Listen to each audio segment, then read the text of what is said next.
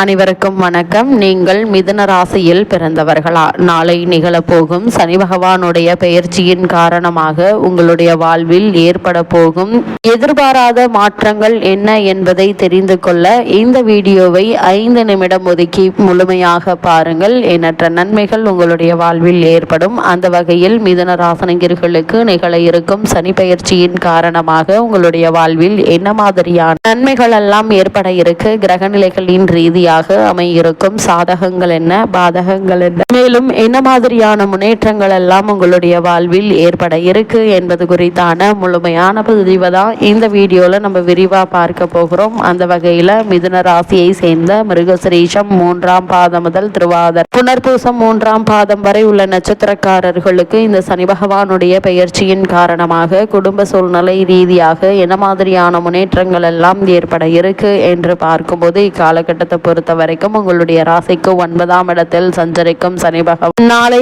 6/3/2026 தேதியான அன்று 10ஆம் இடமான தொழில் ஸ்தானத்திற்கு அடியெடுத்து வைக்கிறாருங்க. எனவே தொழில் வளம் என்பது சிறப்பாக இருக்கும். புதிய ஒப்பந்தங்கள் அடுக்கடுக்காக வந்து சேருவதற்கான வாய்ப்பு அதிகம் இருக்குதுங்க. அது மட்டும் இல்லாம சனி பகவானை பொறுத்த வரைக்கும் குரு வீட்டில் சஞ்சரிக்கும் சனியால் அனைத்து வழிகளிலும் உங்களுக்கு நன்மை ஏற்பட்டாலும் பெற்றோருடைய உடல் நலன்ல கவனமாக இருப்பது மிக மிக அவசியம். அவர்களுக்கு சிறு உடல் உபாதை என்றாலும் கூட உடனே மருத்துவரிடம் அணுகி சிகிச்சை எடுத்துக் கொள்வது தேவையில்லாத வீண் மருத்துவ செலவுகள் ஏற்படாமல் இருக்க உதவிகரமாக இருக்குங்க. அதே போல பொது வாழ்வில் உள்ளவர்களுக்கு ஆணையிடும் பதவி கிடைக்க இருக்கு. அப்படிப்பட்ட சந்தர்ப்ப சாதகங்களை பயன்படுத்தி கொள்ளுங்க. அதே போல் கௌரவம் அந்தஸ்து உயர இருக்குதுங்க. சனி பெயர்ச்சியான ஒரு சில வாரங்களுக்குள் சிறப்பு வழிபாடுகள் மேற்கொண்டால் உங்களுக்கு பட்டம் பதவி புகழ் அனைத்தும் கைகூடி வரும் என்பதை கிரகநிலைகள் அறிவுறுத்தது. அதே போல் இந்த மார்ச் மாதம் 6ஆம் தேதி முதல் சனி பகவான் உங்களுடைய ராசிக்கு 10ஆம் இடத்தில் சஞ்சரிக்க போவதால் பலருக்கு நிலையான தொழில் நிச்சயம் அமையுங்க. சிலருக்கு ஊதிய உயர்வுடன் உத்தியோகமும் கிடைக்க இருக்கு. எதையும் திட்டமிட்டு செய்து வெற்றி காணக்கூடிய ஒரு தருணமாக தான் சனி பகவானுடைய இந்த பெயர் மிதுன ராசினியர்களான உங்களுக்கு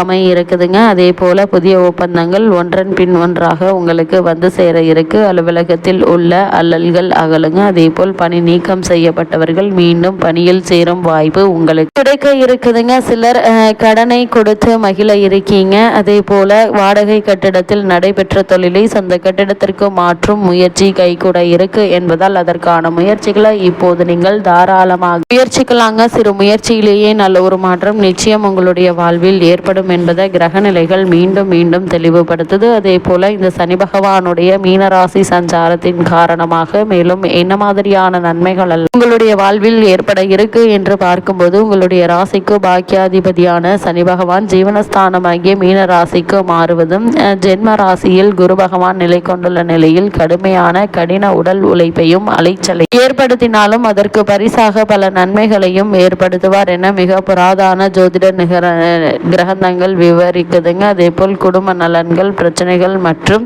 அலுவலக பொறுப்புகள் காரணமாக இடைவிடாத அலைச்சல்களும் வெளியூர் பயணங்களும் தவிர்க்க இயலாதவையா அமையிருக்கு. இதனால் குழந்தைகள் மற்றும் குடும்பத்தில் ஆகியவற்றின் நலன்களை கவனிக்க இயலாதுங்க. கூடுமான வரைக்கும் குடும்பத்தில் உள்ளவர்களுடைய ஆரோக்கியத்தில் அதிக கவனம் செலுத்துங்க. இல்லைன்னா தேவையில்லாத வீண் வரைய மருத்துவ செலவுகளை செய்ய வேண்டிய ஒரு நிலை இருக்குது. இந்த சனி பயிற்சி நிகழக்கூடிய காலகட்டத்தை பொறுத்த வரைக்கும் எப்போது பார்த்தாலும் பெட்டியும் படுக்கையுமாக வெளியூர்களுக்கும் பல தருணங்களில் வெளிநாடுகளுக்கும் பயணம் செய்ய வேண்டிய ஒரு நிலை இருக்கு என்பதையும் கிரகநிலைகள் அறிவுறுத்துதுங்க. பிரயாணம் அலைச்சல் ஓய்வில்லாத உழைப்பு ஆகியவை உடல் நலனை பாதிக்கக்கூடும். அதனால் நேரம் கிடைக்கும் போது மிதுன ராசினியர்களான நீங்கள் கொஞ்சம் ஓய்வெடுத்துக் கொள்வது நல்லதுங்க. அதே போல இந்த பாரத புண்ணிய பூமியின் மாபெரும் மன்னராக விளங்கிய நல சக்கரவர்த்தி அவரது ஜாதகத்தில் 7.5 சனி காலத்தில் தான் நாடிலிருந்து மனைவி மக்களை பிரிந்து மற்றொரு மன்னனின் நாட்டில் சமையற்காரராக பணியாற்றிய சோகத்தை நலச்சரித்திரம் விவரிக்கிறது. இந்த சோக சரித்திரத்தை பகவான் ஸ்ரீ கிருஷ்ணரே பஞ்ச பாண்டவர்கள் கடும்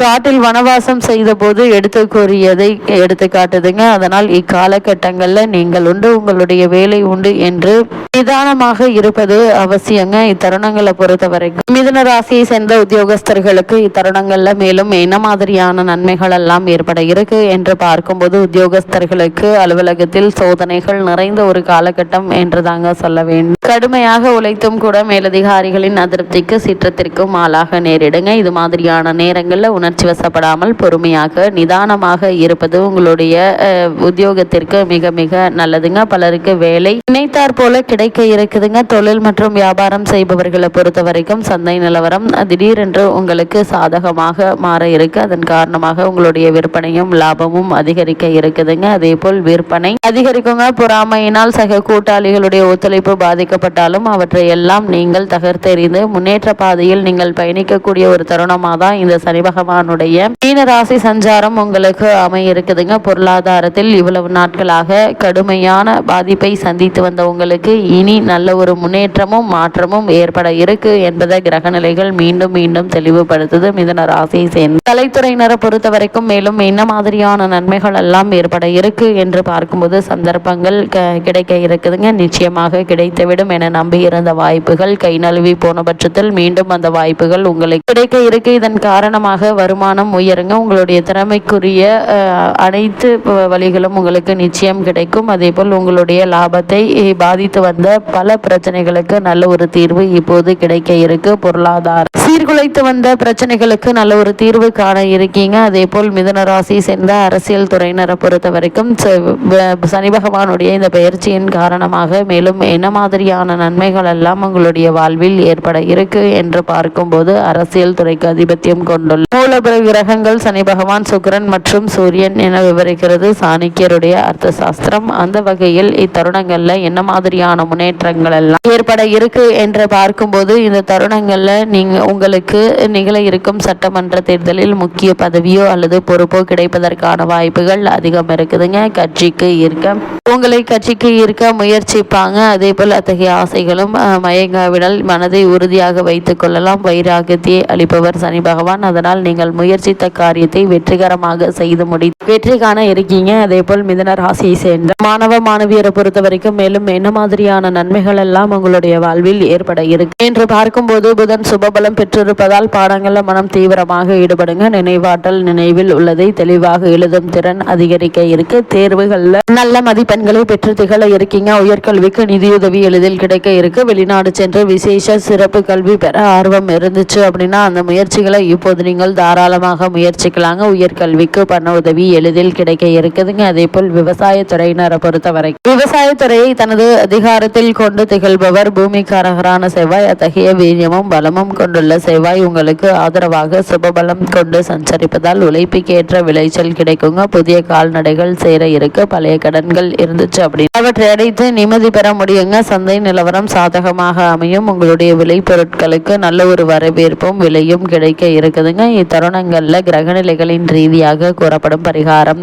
என்று பார்க்கும்போது கடின உழைப்பினால் உடல் ஆரோக்கியம் சற்று பாதிக்கப்படக்கூடும். செவ்வாய்க்கிழமை தோறும் அருகிலுள்ள ஆலயம் ஒன்றில் தீபத்தில் சிறிது நெய் சேர்த்து வந்தால் போதுங்க. எண்ணற்ற நன்மைகள் நிச்சயம் உங்களுடைய வாழ்வில் ஏற்படும்.